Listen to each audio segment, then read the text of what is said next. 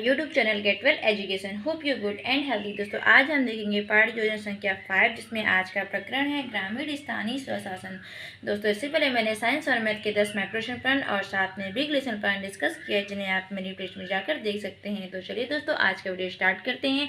सबसे पहले हम डालते हैं डेट, फिर प्रशिक्षण केंद्र का नाम, फिर विषय, फिर उप विषय, फिर उसके बाद में आज का हम डालते हैं प्रकरण, जिसमें आज का प्रकरण है ग्रामीण स्थानीय स्वशासन, फिर क्लास 6, फिर अवधि 35 मिनट, फिर आता है सामान्य उद्देश्य, जिसमें पहला पॉइंट है विद्यार्थियों में नागरिक शास्त्र विषय के प्रति रुचि उत्पन्न करना, दूसरा विद्यार्थियों में नागरिकता के गुणों का विकास करना, तीसरा विद्यार्थियों में मानसिक शक्तियों का विकास करके उनमें उदार एवं वैज्ञानिक दृष्टिकोण का विकास करना, चौथा विद्यार्थियों में नैतिक एवं चारित्रिक गुणों का विकास करना, पांचवा विद्यार्थियों को नागरिक तथा राज्य के कर्तव्य एवं अधिकारों से अवगत कराना। फिर आता है विशिष्ट उद्देश्य के पक्ष, जिसमें पहला है ज्ञान, जिसमें विद्यार्थी ग्रामीण स्थानीय स्वशासन का प्रत्यय स्मरण कर सकेंगे। फिर आता है अवबोध, जिसमें विद्यार्थी ग्रामीण में उपस्थित सभी चीज़ों के बारे में उतना तुलना कर सकेंगे। फिर दूसरा आता है विद्यार्थी ग्रामीण स्वशासन के सभी स्तरों को क्रमबद्ध करेंगे। फिर आता है अनुप्रयोग, जिसमें विद्यार्थी स्थानीय स्वशासन से जुड़ी हुई सभी जानकारियां प्राप्त करेंगे। फिर आता है दूसरा, जिसमें विद्यार्थी ग्रामीण स्थानीय स्वशासन की पुष्टि कर सकेंगे।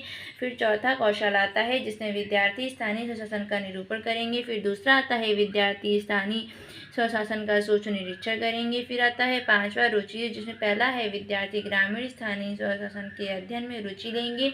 दूसरा पॉइंट विद्यार्थी स्थानीय स्वशासन की जानकारी प्राप्त करेंगे। फिर अभिवृत्ति, जिसमें पहला है विद्यार्थी स्थानीय स्वशासन विषय का अध्ययन करेंगे। फिर दूसरा आता है विद्यार्थी इसकी वैज्ञानिक दृष्टि से मूल्यांकन करेंगे। फिर आता है सहायक सामग्री, जिसमें पहला है समस्त कक्षा उपयोगी सहायक सामग्री। फिर पूर्व ज्ञान में विद्यार्थी ग्रामीण स्थानीय स्वशासन से संबंधित सामान्य जानकारी रखते हैं। फिर आता है प्रस्तावना में विषय वस्तु, जिसमें आप लिखेंगे कि हमारे देश का क्या नाम है, तो भारत है। दूसरा, भारत की अधिकांश जनसंख्या कहाँ रहती है, तो गाँव में रहती है। स्थानीय स्वशासन के बारे में विस्तार से बताइएगा। फिर आता है उपदेश कथन, जिसमें आज लिखेंगे कि आज हम ग्रामीण स्थानीय स्वशासन के बारे में अध्ययन करेंगे। फिर आता है प्रस्तुतिकरण, जिसमें लिखेंगे कि छात्र अध्यापक क्रिया मनुष्य कहाँ रहता है। विद्यार्थी अनुक्रिया में लिखेंगे गांव या शहर में। शिक्षण विधि में होगा प्रश्नोत्तर प्रविधि, और श्याम पटकार में होगा कई लोगों को मिलाकर एक समुदाय बनता है।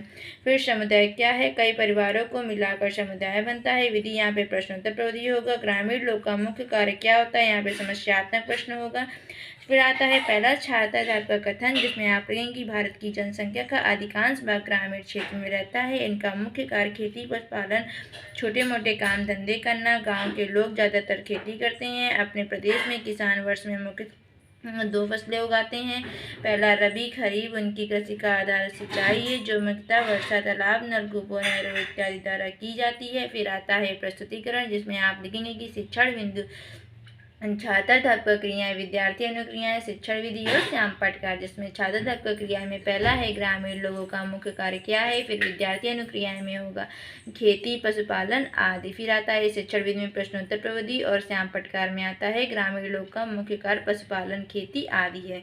फिर आता है तीसरा क्वेश्चन, जिसमें इसी की कृषि का मुख्य आधार क्या है, तो यहाँ पे सिंचाई होगा। विधि प्रश्नोत्तर प्रविधि होगा। सार्वजनिक सुविधाएं क्या है, इसके बारे में आप क्या जानते हैं, तो यहाँ पे समस्यात्मक प्रश्न होगा। फिर छात्र का कथन में होगा गांव में सार्वजनिक सुविधाओं का प्रबंध करने के लिए ही ग्रामीण स्वशासन होता है। स्वशासन का अर्थ ही अपना शासन। गांव में इतना परिवर्तन होने के बाद भी बहुत सी ऐसी समस्याएं हैं जिन्हें दूर करने के लिए गांव के सभी लोगों का मिलजुल कर काम करने की जरूरत है। गांव में कुआं, तालाब, सड़कें, नाली, विद्यालय, हैंडपंप, नहर, नलकूप आदि सुविधाएं सभी के काम आती हैं। इन्हीं सुविधाओं को सार्वजनिक सुविधाएं कहते हैं। इनको उपलब्ध कराने व अन्य समस्याओं का निराकरण करने के लिए पंचायत व्यवस्था बनाई गई है। पंचायत व्यवस्था 3 स्तरों पर काम करती है। पहला ग्राम पंचायत, दूसरा क्षेत्र पंचायत, तीसरा किया जाता है प्रस्तुतिकरण, जिसमें शिक्षण बिंदु, छात्र अध्यापक क्रियाएं, छात्र अनुक्रियाएं, शिक्षण विधि और श्याम पटकार, जिसमें पहला छात्र अध्यापक क्रियाएं हैं।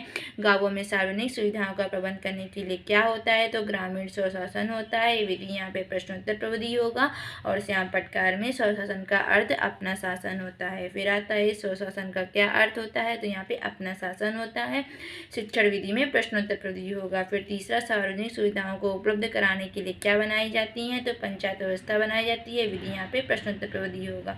चौथा, ग्राम पंचायत के बारे में आप क्या जानते हैं, तो यहाँ पर समस्यात्मक प्रश्न होगा। छात्र आपका कथन में होगा, ग्राम पंचायत अधिकारी ग्राम पंचायत का सचिव होता है, उसे सेक्रेटरी भी कहा जाता है। वह जनता द्वारा नहीं चुना जाता है बल्कि सरकार द्वारा नियुक्त कर्मचारी होता है। पंचायत सचिव ग्राम पंचायत समिति का हिसाब किताब तथा किए गए कार्य का ब्यौरा रखता है। पंचायत की बैठकें कराता है। सरकारी योजनाओं के विषय में गांव वालों को जानकारी देता है और बैठक का विवरण लिखता है। फिर आता है बोध प्रश्न, जिसमें आप लिखेंगे पहला क्वेश्चन, ग्राम पंचायत का सचिव कौन होता है, तो ग्राम पंचायत अधिकारी होता है। फिर लिखेंगे कि दूसरा, सरकारी योजनाओं के विषय में गांव वालों की जानकारी कौन देता है, तो ग्राम पंचायत अधिकारी देता है। तीसरा, पंचायती व्यवस्था कितने स्तरों पर कार्य करती है, तो 3 स्तरों पर कार्य करती है, ग्राम पंचायत, क्षेत्र पंचायत और जिला पंचायत। श्याम पटकार में आप इस तरह से डेट, क्लास, विषय, विषय, प्रकरण, क्लास अवधि और इस तरह से ब्लॉक के तरीके बना देंगे। फिर आता है निरीक्षण कार्य, जिसमें छात्र अध्यापक विद्यार्थियों को श्याम पट सारांश लिखने का आदेश देंगी और स्वयं पूरी कक्षा में घूम घूम कर निरीक्षण करेंगी। फिर इसके आगे आता है मूल्यांकन कार्य। मूल्यांकन कार्य में आता है जिसमें पहला प्रश्न होगा, पंचायती राज किसे कहते हैं। फिर दूसरा, गांव में सार्वजनिक सुविधाओं का प्रबंध करने का कार्य किसका होता है। फिर अपने ग्राम सभा के प्रधान का नाम बताइए। फिर गृह कार्य में आप लिखेंगे सही पर निशान लगाइए, जिसमें पहला होगा, पंचायत समिति का कार्य गाँव में रोशनी का प्रबंध करना है। फिर हर क्षेत्र सभा में एक पंचायत समिति होती है। पंचायत समिति के सदस्यों की संख्या निश्चित होती है। मेल, दुकान, मकान आदि पर लगे कर द्वारा पंचायत की आय होती है। तो दोस्तों, आज का वीडियो यहीं पे समाप्त होता है। अगर आपको मेरी वीडियो पसंद आए तो प्लीज़ मेरी वीडियो को लाइक करिएगा, सब्सक्राइब करिएगा और दोस्तों के साथ मेरे चैनल को शेयर कर दीजिएगा। मिलते हैं नेक्स्ट वीडियो में नेक्स्ट टॉपिक के साथ, तब तक के लिए बाय बाय।